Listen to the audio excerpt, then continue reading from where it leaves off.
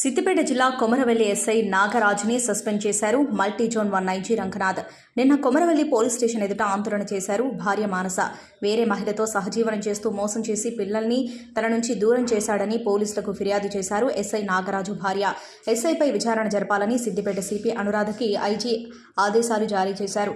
CP ఇచ్చిన నివేదిక ఆధారంగా సస్పెండ్ చేస్తూ ఉత్తర్వులు జారీ చేశారు. Multi zone 1 IG Ranganath